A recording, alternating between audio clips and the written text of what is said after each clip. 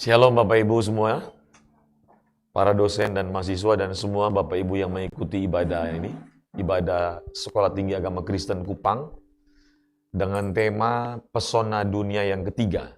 Jadi ini serial yang ketiga untuk Pesona Dunia dan saya akan melanjutkan pembahasan pada minggu yang lalu. Mungkin Pak David bisa tayangkan materi Pesona Dunia yang ketiga. Ini pertemuan yang ketiga dari Pesona Dunia.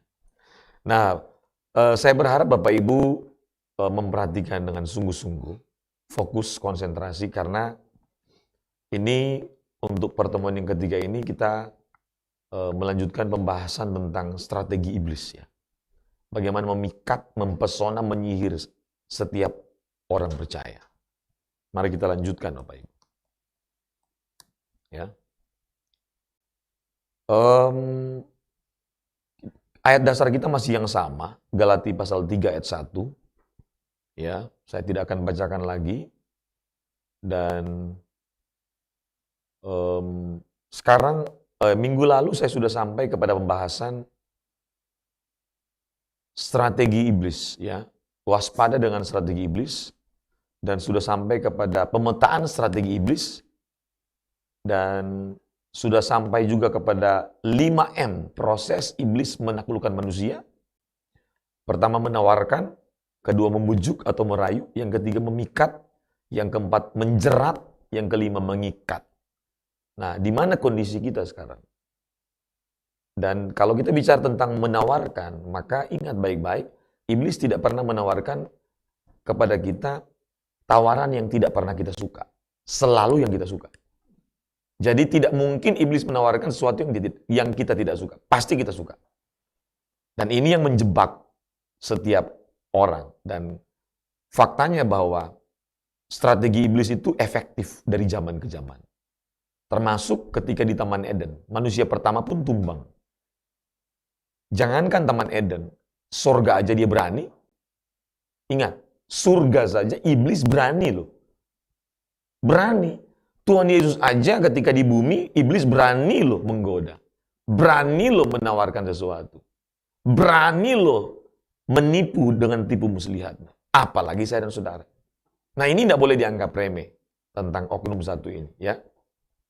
Jadi kalau bicara tentang penawaran, saya review sedikit. Iblis memiliki berbagai macam proposal penawaran. Dia punya banyak sekali proposal penawaran yang sesuai dengan kesukaan saya dan saudara. Misalnya Petrus sukanya kekuasaan. Dia bermain di situ, dia tawarkan itu. Yudas sukanya uang.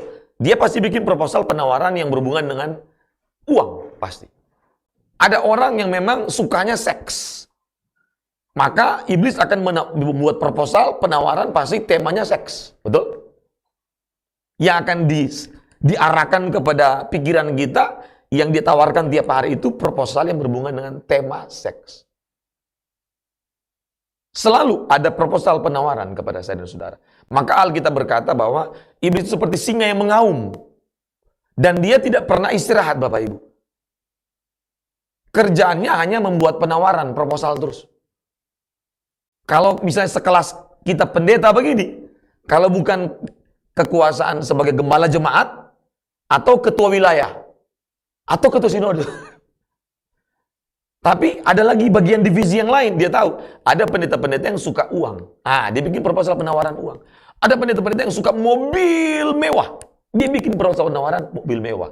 Mungkin dia bilang, nanti kamu tahun depan ganti Pajero aja. Atau Fortuner. Atau Alphard. Kamu sudah layak. Itu proposal penawaran tiap hari itu. Dia tahu, ini pendeta lemah di situ. Kalau saya, lemahnya di mana? Saya senang mencari popularitas. Dia akan tawarkan itu terus. Nah, itu saya harus temukan. Oh, ini kunyuk satu, ini monster saya di situ. Saya harus injak dia tiap hari. Jangan saya piara dia. Bahaya saya. Habis semua pelayanan yang saya bangun. Kalau misalnya ada yang, di seks. Dia akan bikin proposal penawaran seks terus. Apalagi kalau kita pernah jatuh. Dia akan hajar itu terus. Sampai kita terpuruk. Kita tidak bisa bangkit. Kenapa? Dia akan bilang, kamu pernah jatuh di situ. Maka kita tidak boleh tertipu. Harus bangkit. Tuhan sudah mengampuni setiap dosa kita. Ingat baik-baik itu. Kalau kita jatuh, iblis menyerang kita, mengintimidasi supaya kita makin hari makin diinjak, makin tidak bisa berdaya. Jangan percaya dengan bisikan dia. Tuhan ketika kita minta ampun, kita sudah selesai, kita harus pandang ke depan. Amin. Jangan terpengaruh dengan ini. Dengan bisikan-bisikan dia. Nah, kalau misalnya mungkin kita suka barang-barang branded. Oh, dia bikin proposal penawaran. Dan biasanya ibu-ibu. Wah, tas LV Louis Vuitton. Saya kemarin lucu ya. Jadi saya ikut wawancara ini. Ada wawancara, seorang host wawancara kepada seorang pengamat politik Timur Tengah. Jadi dia tanya begini, kalau menurut Bapak, dengan banyaknya boikot produk Prancis, bagaimana menurut Bapak? Apakah Bapak setuju atau tidak? Dia bilang, jangankan boikot produk Prancis, beli aja saya tidak mampu. Karena kalau tas asli LV itu, yang Louis Vuitton itu kan puluhan juta. Yang saya lihat ada lagi yang ikut-ikut demo boikot produk Prancis. Aduh, udahlah. Nggak usah ikut-ikutan. Itu negara lain punya urusan, kita berdoa supaya damai. Amin. Jangan ikut-ikut provokasi. Saya lucu ini pengamat, ini bagus ini. Dia bilang jangankan boikot, beli aja saya tidak mampu. Ada ibu-ibu, para wanita paling suka itu. Wah, kalau sudah beli tas LV, Louis Vuitton.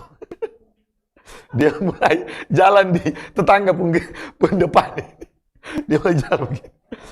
Dia mulai agak pelan-pelan di pas depan rumah tetangganya.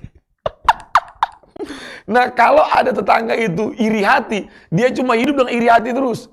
Nah, mama tuh akan jalan terus. Halo. Nah, ada ibu-ibu yang begitu. Wah, pas dia mulai beli jam tangan baru, dia mulai hadir di tengah-tengah teman-teman lagi bergosip, dia mulai begini-begini. Memang kalau saya nggak setuju. Tapi kalau laki-laki yang suka dulu batu akik, cincin batu akik. Dia ada teman saya pakai, bapak ibu full jarinya. Batu akik. Wah, ada pendeta loh pakai batu akik 3 di sini, 3 di sini. Dia pendeta, saudara. Saya dulu jualan batu akik juga.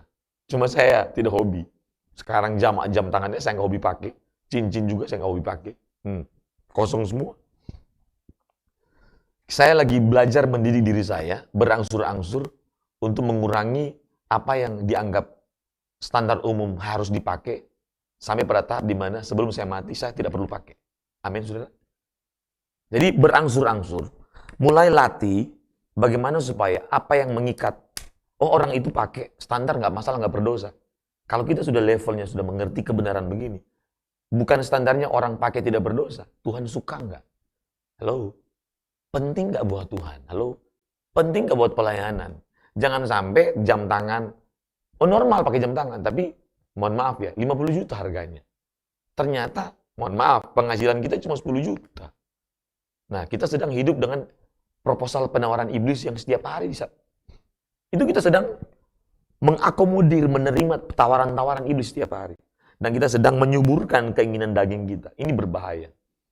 Makanya saya sempat usul sama istri saya sebenarnya. Saya bilang, boleh nggak? Saya hanya pakai kemeja putih aja terus khotbah di mana-mana. Saya nggak mau pakai segala macam jas segala macam. Aduh jangan John, orang lihat kamu nanti bosan. Saya sudah siap. Malah saya pengen bikin baju gamis putih. Sudah kayak orang sadu, orang India ini. Pakai putih aja saya kemana-mana. Udah itu aja terus. Nggak boleh kita mau terikat dengan segala macam. Bisa mengerti Bapak Ibu? Harus latih. Karena begini, siapa sih yang nggak pengen pakai yang begitu, betul kan? Jujur, betul nggak Bapak Ibu? Siapa sih nggak pernah pengen pakai jam tangan mewah? Saya pernah punya Rolex Bapak Ibu. Sudah pasti baru tahu kan? Saya pernah punya Rolex. Harga berapa itu? Cuman KW3. Waktu saya pelayanan ke Batam, teman saya pendeta, aduh John, sudah mana ketemu? Ke rumah dulu. Oke, siap. John, saya nggak ada apa-apa mau kasih sama kamu. Sudah lama kita ketemu. Aduh, kita dulu pelayanan. Karena ini teman pelayanan bareng. Tapi ini John, ini titipan saya. Ya ini oleh-oleh dari Batam lah John. Ini bukan asli John, tapi kan lumayan namanya kan John. Kalau namanya jam tangan Rolex Bapak Ibu, itu kan orang, wow. Saya pakai mungkin cuma 3 bulan ya. Udah nggak betah saya. Tapi lumayan, dia punya harga itu lebih dari 2-3 juta itu. Kalau KW3 kalau nggak salah. Wah, ada jam. Orang kasih jam sama saya kasih ke orang aja udah. Nggak betah saya. Puji Tuhan, saya punya tangan nggak betah. Kalau betah kan ngeri saya. Dia nagih terus. Rolex. Iya kan? Nagih terus dia. Saya pernah dikasih jam tangan Guess, Bapak Ibu. Dan bagus. Itu asli.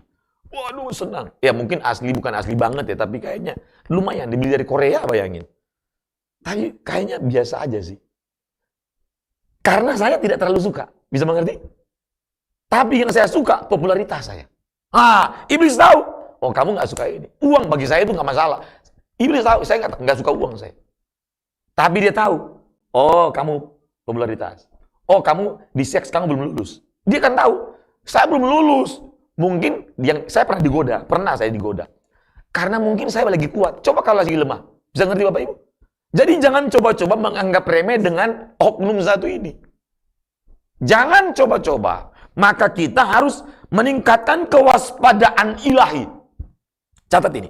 Meningkatkan kewaspadaan ilahi. Dan ingat baik-baik. Kenapa kita bisa memiliki selera? Selera. Dan kenapa kita bisa edik pada hal-hal tertentu? Edik dengan barang branded. Kita suka terus. Kenapa? Karena kita sering lihat, betul? Kita sering dengar, kita sering kecap. Sering makan, dan kita sering lakukan. Maka apa yang kita sering lihat, apa yang kita sering dengar, apa yang kita sering kecap, apa yang sering kita lakukan, itu akan membuat kita edik, ketagihan. Halo? Dan akan membentuk selera jiwa. Sehingga pikiran utama kita setiap hari hanya pikirkan itu terus. Betul? Kalau Anda sering nonton bola tiap hari selama 6 bulan, tiap hari Anda akan suka dengan bola daripada yang lain. Betul? Jelas? Ada orang ediknya apa? UFC, tahu UFC? Olahraga UFC itu yang berantem itu tanpa aturan itu. Nah, saya dulu tinju. Waduh, di kampung saya dulu Bapak Ibu. Kami sekeluarga itu hobi tinju. Jemaat semua hobi tinju. Gembala jemaat juga hobi tinju. Waktu zaman Mike Tyson Bapak Ibu. Zaman Mike Tyson. Mike Tyson itu ternyata dia kalau waktu itu di jam kami itu di kampung jam 10. Sedangkan ibadah kami jam 9. Biasanya ibadah jam 9 sampai jam 11 kan. Maka gembala saya bilang begini, karena minggu depan ada jadwal tinju Mike Tyson jam 10, maka ibadah kita pindah jam setengah 8. Jadi gara-gara Mike Tyson, maka ibadah pindah jadwal jam tayang. Kenapa? Orang sudah edik, betul? Halo? Hati-hati. Dan seharusnya ternyata kalau kita pelajari prinsip kerja otak, ternyata dengar baik-baik. Apa yang sering kita lihat, apa yang sering kita dengar, apa yang sering kita makan, apa yang sering kita lakukan akan membuat kita ketagihan, akan membuat kita suka. Sehingga ketika kita mengingat itu, maka hormon dopamin dan endorfin kita itu hormon kebahagiaan itu akan langsung bereaksi. Wow, baru bayangin aja makan sudah senang. Seibabi. Wow, kenapa tiap hari makan seibabi selama bertahun-tahun? Betul? Nah, yang saya mau sharing kepada saudara hari ini, perhatikan ini. Manusia bukan hanya punya indera fisik. Catat ini, catat. Secara fisik. Manusia punya yang namanya indera rohani. Jelas? Kita harus mengaktifkan indera rohani kita dari mata rohani, telinga rohani kita, rasa rohani kita ini, lidah rohani kita ini, sentuhan rohani kita ini, kebiasaan-kebiasaan kita ini. Semua yang berhubungan dengan indera rohani harus diaktifasi setiap hari untuk edik kepada kebenaran. Amin. Amin. Anda jangan pikir kita tidak punya lidah rohani. Anda jangan pikir kita tidak punya mata rohani. Kita punya mata rohani. Batin ini itu punya indera semuanya. Kalau misalnya kita ini bisa edik dengan hal yang kita bisa genggam, kecap secara fisik, maka secara spiritual, secara roh kita itu bisa kita edik sebenarnya. Karena ada indera rohaninya. Amin. Halo? Jiwa kita itu punya indera. Sehingga kita bisa mengaktifasi. Bagaimana caranya supaya sesuai dengan prinsip kerja otak? Setiap hari makan kebenaran terus. Amin. Makanannya terus. Setiap hari cari Tuhan terus. Cari Tuhan terus. Dan Anda akan lihat. Ketika kita setiap hari cari Tuhan terus, maka yang bertumbuh adalah kerinduan, selera jiwa, keinginan untuk ketemu Tuhan terus. Kita akan edik sama Tuhan, bukan sama dunia ini. Amin. Amin. Harus begitu, kita yang program hidup kita. Jangan sampai kita diprogram oleh proposal iblis terus. Hidup dengan apa? Dengan menerima proposal iblis itu, melayani dia terus seperti Hawa. Hawa itu kenapa jatuh? Karena Hawa telah menerima proposal penawaran iblis, betul? Sehingga, perhatikan, dari penawaran akan masuk kalau kita terima. Kalau kita tolak, tidak ada namanya rayuan. Setuju? Tidak ada namanya komunikasi, betul? Tidak ada namanya dialog. Karena Hawa menerima, maka terjadi dialog. Saat itu terjadi dialog, maka iblis meningkatkan bujukan rayuannya, betul? Terus menerus, bahaya. Harus sadari di tahap mana kita sekarang. Jangan sampai kita sudah sampai di mana? Dialog, sedang berdialog. Oh Pak, saya tidak pernah berdialog dengan Tuhan, dengan iblis Pak. Siapa yang mau juga Pak? Ingat, iblis tidak langsung ngomong sama kamu. Sama saya, tidak. Dulu langsung ke Hawa, sekarang sudah enggak. Dia menggunakan media yang kita suka. Halo? Apa? Handphone, laptop. Betul? Semua di handphone, laptop ada konten yang semua manusia suka. Dari anak-anak sampai lansia. Bayangkan dalam acara Abam Bapak Ibu. Abam atau Abam dari Bapak R. Sabdono. Anda bertanya, Alkitab menjawab. Saya kaget ada kakek-kakek sudah usia 76 tahun masih terikat dengan dosa masturbasi. Syok saya. Hah? 76 tahun berarti ini sudah dari kecil. Halo? Maka dosa itu menempel dalam otak. Halo? 76 tahun memalukan. Aduh, kalau cucunya tahu, aduh. Memalukan Bapak Ibu. Kenapa? Tiap hari yang lakukan itu terus. Mengerikan Bapak Ibu. Saya sampai kaget terus terang. Saya tidak ada hubungan dengan kakek itu. Nggak ngerti saya nggak kenal dia. Tapi saya syok. Hah? Jangan sampai ada para pendeta yang masih terikat dengan begitu. Halo? Ganti aktivitasmu. Aktifkan indera rohani kita. Cari Tuhan tiap hari. Aduh. Kita ini kalau tidak paksa diri ya, untuk program, untuk edik sama Tuhan, kita pasti edik sama dunia ini. Betul? Harus paksa diri. Saya tiap hari paksa diri. Setiap hari saya bangun jam 3.30. Tidak pernah pasti lewat. Tidak pernah lewat. Ini anak saya nonton juga, istri saya nonton. Tidak pernah lewat. Bukan supaya dia diberkati, bukan.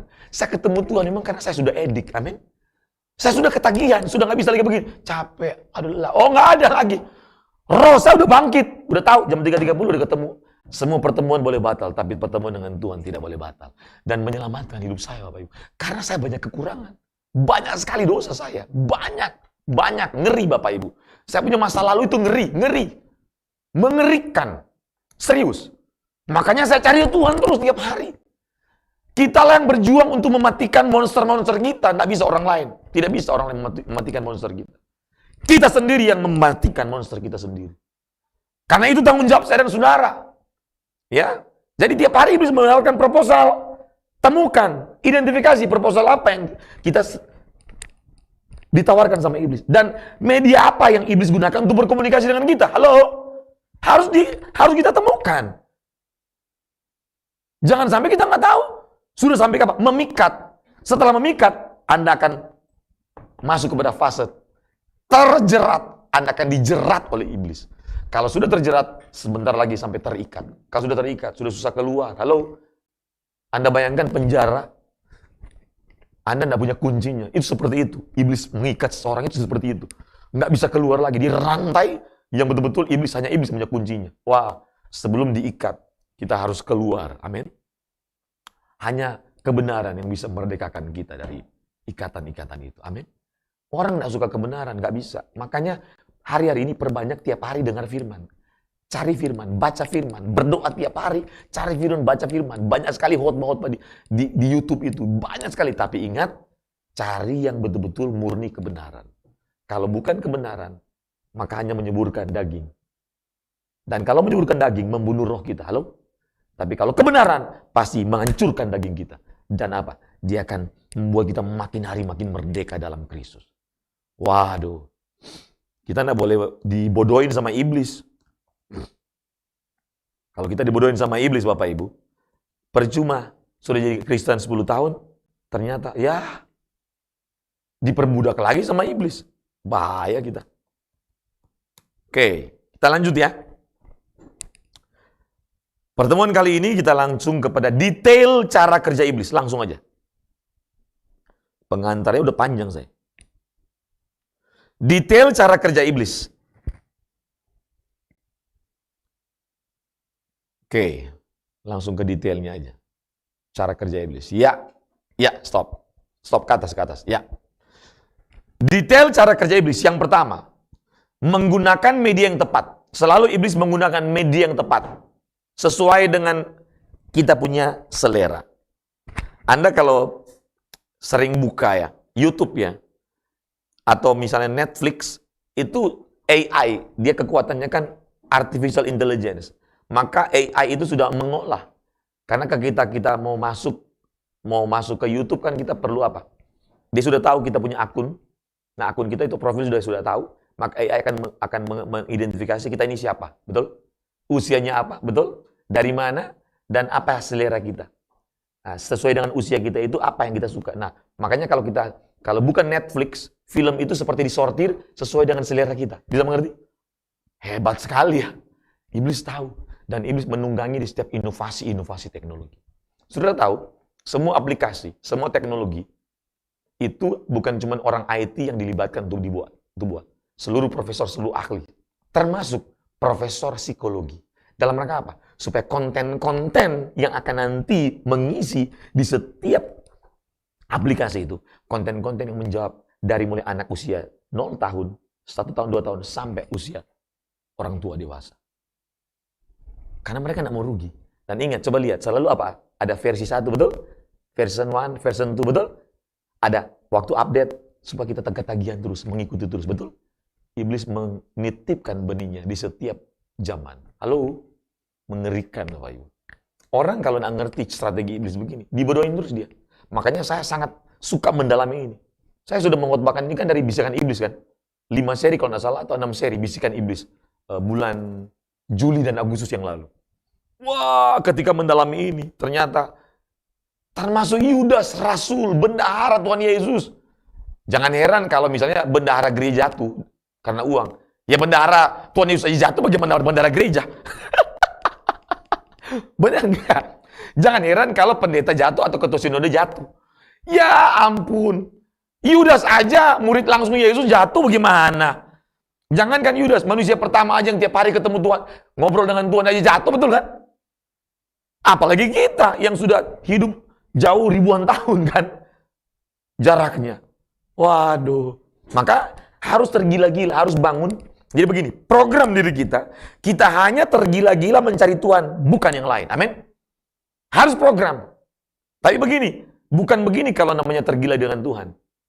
Oh, berarti saya di gereja terus, Pak. Doa dan puasa aja, Pak. Atau dalam kamar aja, Pak. Saya tidak keluar-keluar, cuma ketemu Tuhan. Itu mah gagal paham. Selama Tuhan Yesus ada di bumi, dia tidak di kamar terus. Betul.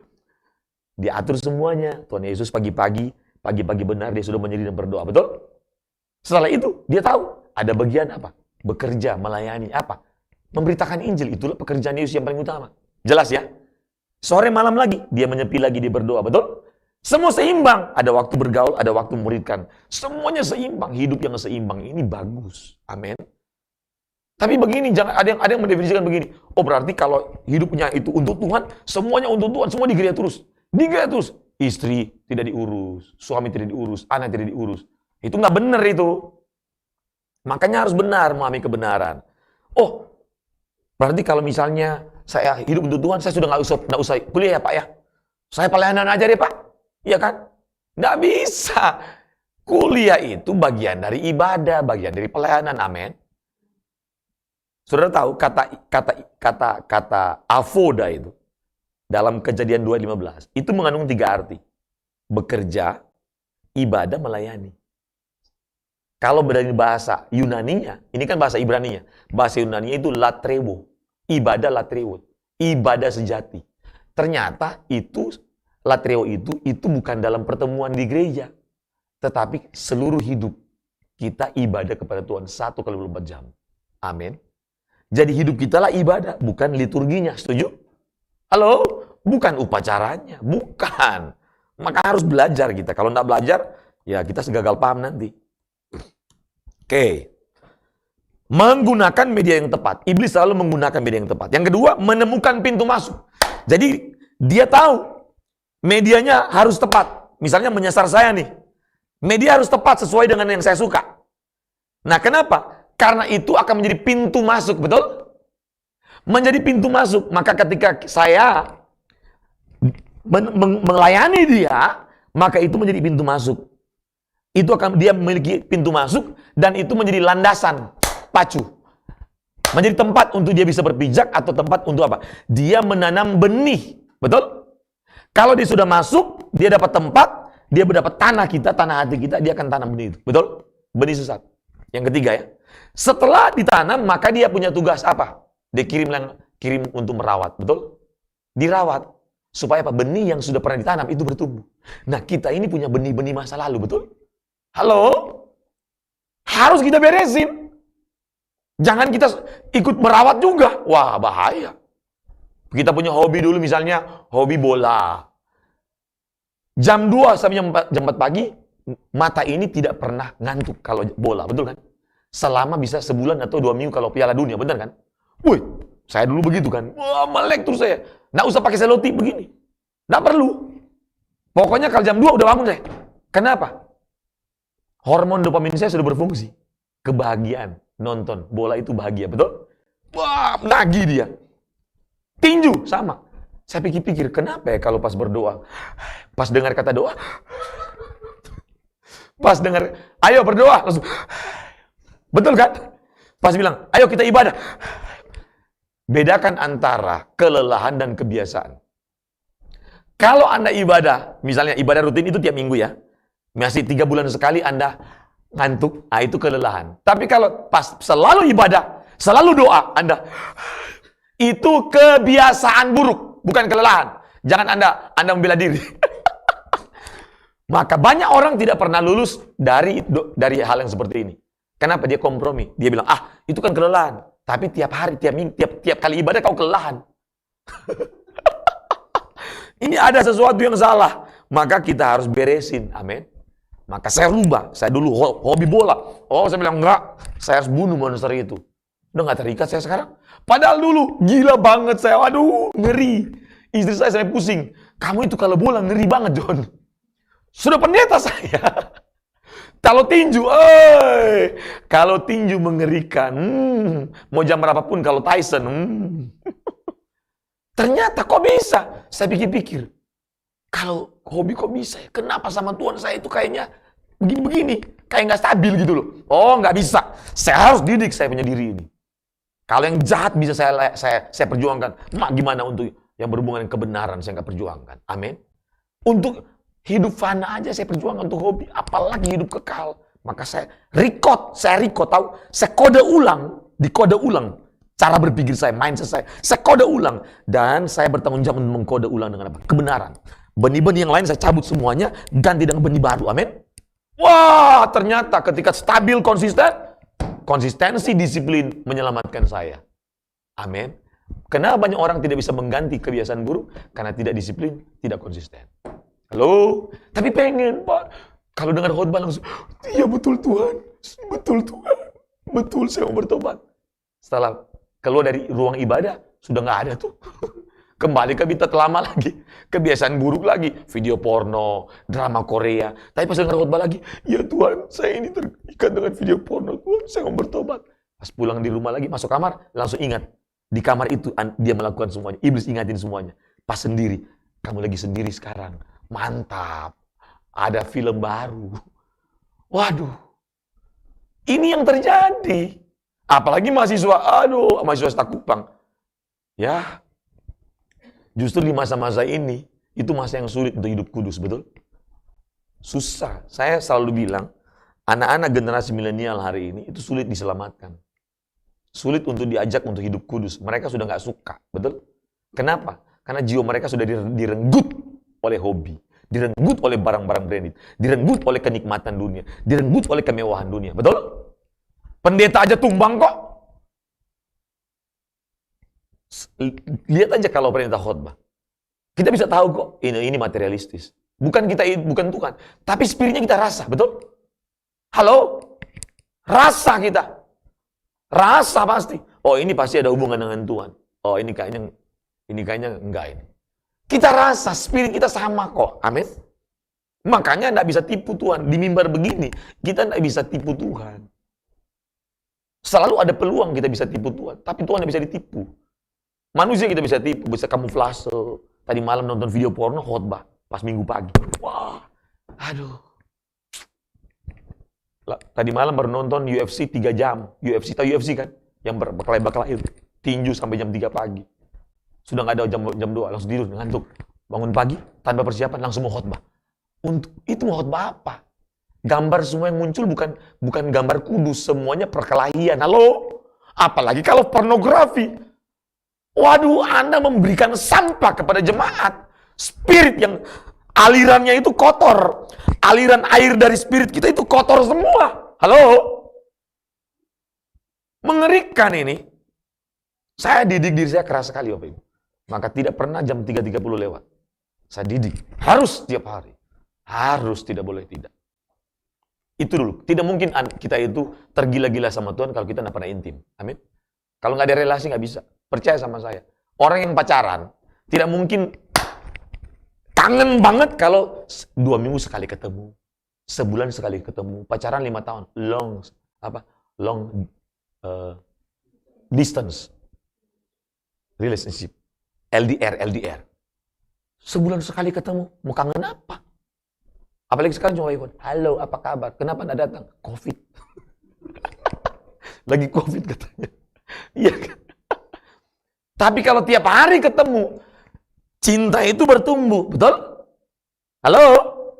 Dengan siapa kita sering berkomunikasi, maka hati kita itu akan tertambat kepada orang itu. Betul nggak? Halo? Pasti itu pergaulan yang buruk merusak kebiasaan yang baik. Kenapa? Karena ketika kita bergaul, berkomunikasi, ada terjadi proses asimilasi. Pertukaran nilai, sifat, perilaku, kebiasaan, cara pandang, termasuk spirit bertukar. Maka jangan salah bergaul. Halo? Oh Pak, kalau bergaul, kita kan karena COVID nggak bisa ketemu. Iya, pergaulan dulu itu dengan manusia. Karena nggak ada media, sekarang sudah media, betul? Media itu juga tempat kita, teman kita bergaul. Kalau yang kita bergaul, lihat kita Lazada terus, Tokopedia, Bukalapak, woi promo semua. Ini pikiran semua isi promo semua, padahal nggak ada duit. Untuk apa? Itu tipuan, itu strategi iblis. Mengalihkan perhatian kita. Nah, sekarang kita lanjut ya.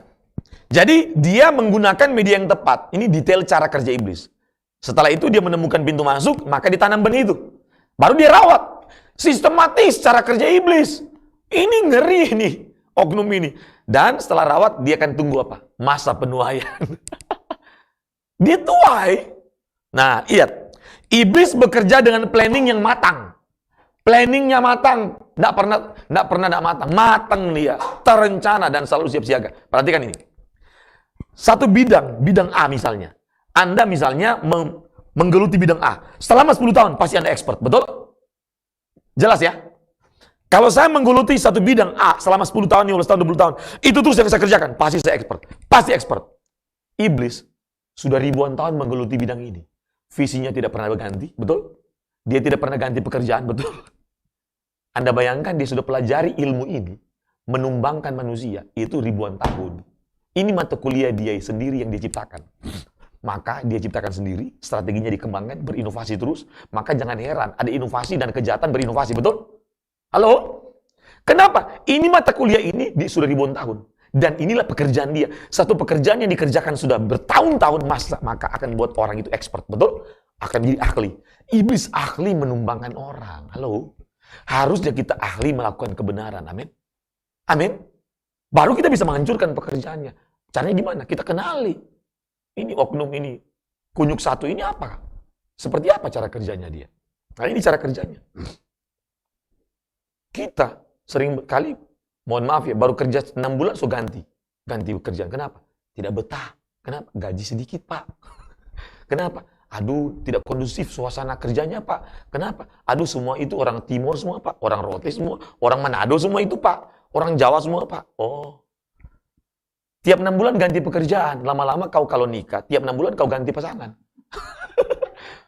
Kutu loncat ini. Generasi milenial ini menurut riset Bapak Ibu, mereka paling tinggi kerja setahun, betah. Setelah itu sudah nggak betah. Ini generasi yang paling tidak betah. Kenapa? Karena generasi ini mendapatkan penawaran banyak, betul? Multi penawaran. Sehingga nggak konsentrasi. Generasi ini paling sulit untuk konsentrasi belajar, konsentrasi berdoa, konsentrasi ibadah. Paling sulit. Halo? Kenapa? Terlalu banyak yang mereka lihat tiap hari. Terlalu banyak tawaran tiap hari. Iblis punya planning luar biasa. Planningnya mengerikan Bapak Ibu. Dan matang. Terencana dan selalu siap siaga. Yang kedua, selalu iblis sangat menghargai waktu. Dia tahu waktunya itu sudah singkat, maka dia bekerja ekstra keras. Betul? Apalagi COVID begini, dia makin gila bekerja. Yang ketiga, dia sabar menunggu waktu yang tepat untuk menyerang. Dia selalu lihat, kapan ini? Pas dapat waktu yang tepat, diserang langsung. Maka kita tidak boleh lengah, betul? Tidak boleh abai, tidak boleh lalai. Harus selalu tingkatkan kewaspadaan ilahi setiap saat. 1x24 jam. Mata rohani kita tidak boleh tidur. Amin? Amin? Telinga rohani kita itu tidak boleh diberikan kepada dia. Mata rohani kita harus betul-betul selalu waspada. Arahkan kepada Tuhan terus. Amin? Arahkan kepada LB3 saja. Tidak usah yang lain. Untuk apa mau arahkan ke sini? Akan musnah juga bumi ini. Orang bodoh yang memperjuangkan sesuatu hidup yang untuk dinikmati di dunia. Itu bodoh.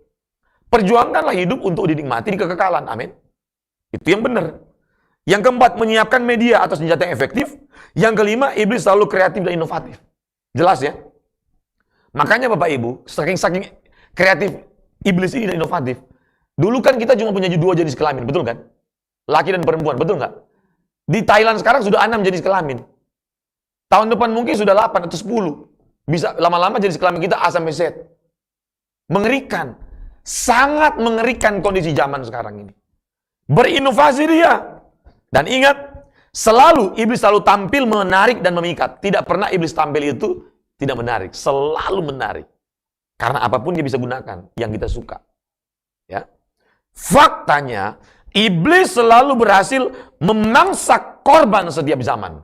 Faktanya, iblis selalu berhasil memangsa korban setiap zaman. Itu fakta. Tidak boleh dilupakan ini. Taman Eden menjadi saksi hidup. Manusia pertama tumbang. Betul? Tuhan Yesus dan 11 rasul menjadi saksi hidup. 1 rasul yang dipercaya Yesus untuk mengolah keuangan, bendahara Tuhan Yesus tumbang. Betul? Halo? Tumbang.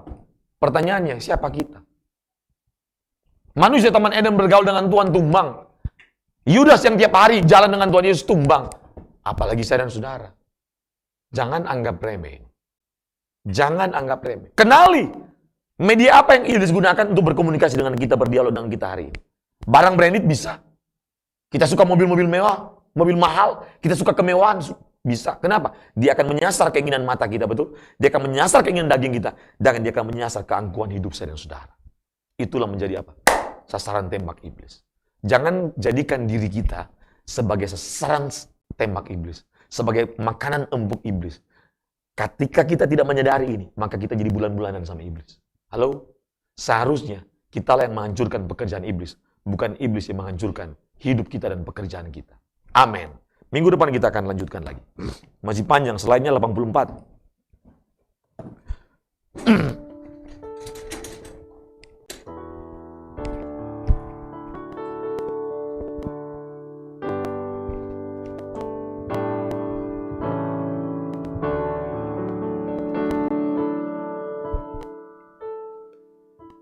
Kita nyanyikan pujian Jagaku Tuhan dalam. Kita tingkatkan kewaspadaan ilahi kita Bapak Ibu. Dan aktifkan indera rohani kita. Supaya kita betul-betul tidak bisa ditipu sama iblis. Kita bisa membedakan mana yang benar, mana yang nyaris benar. Ya.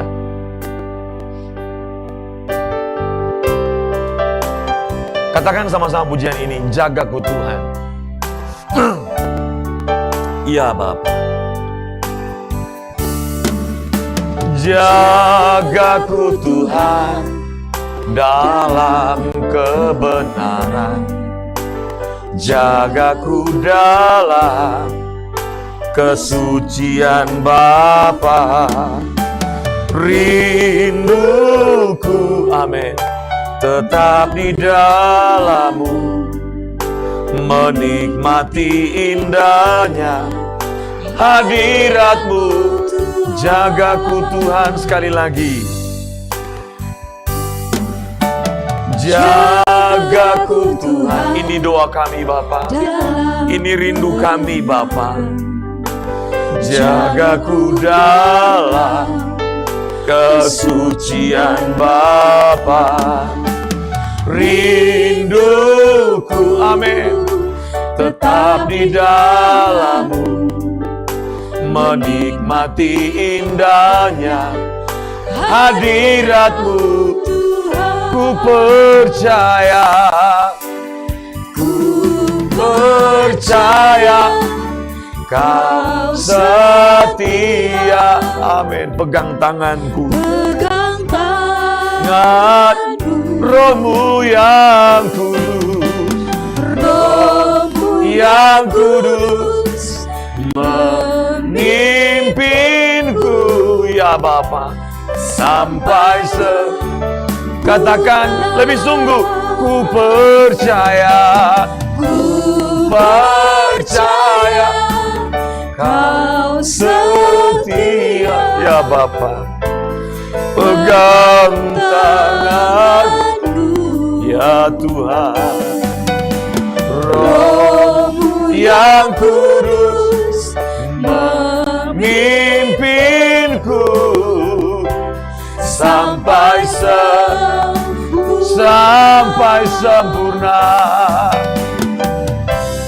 sampai sempurna, sampai sempurna.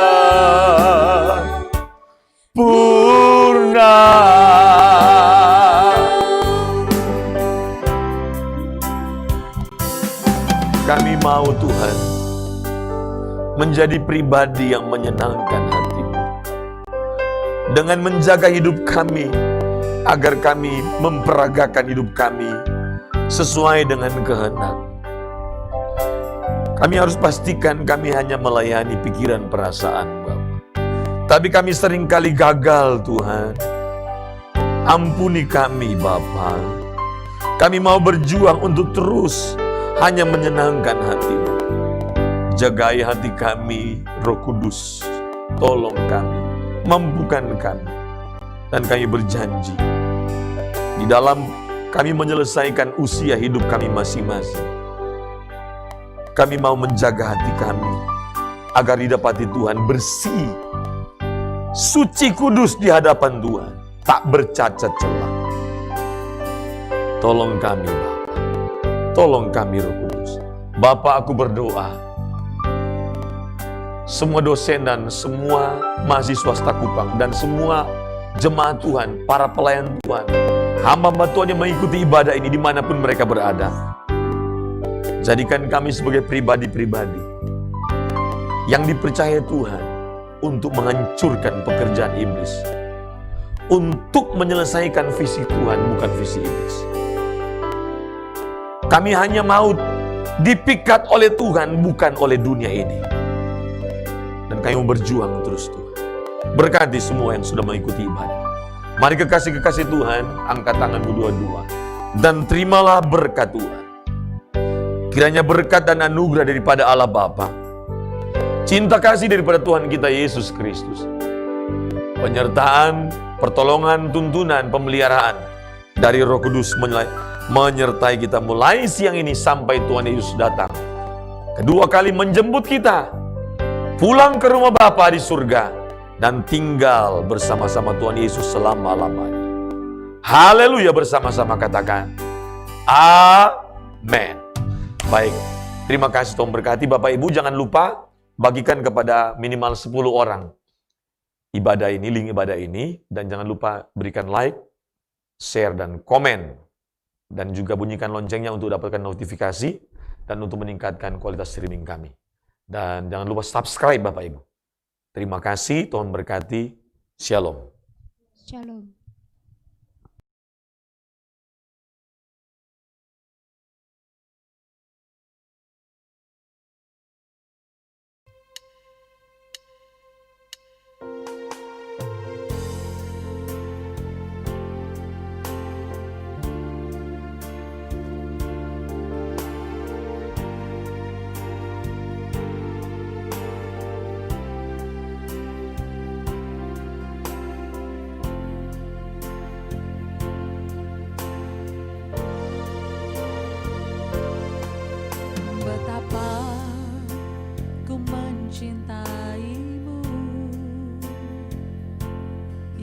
Yesus kau kekasih jiwaku, kau telah ubahkan hidupku menjadi ciptaan yang baru.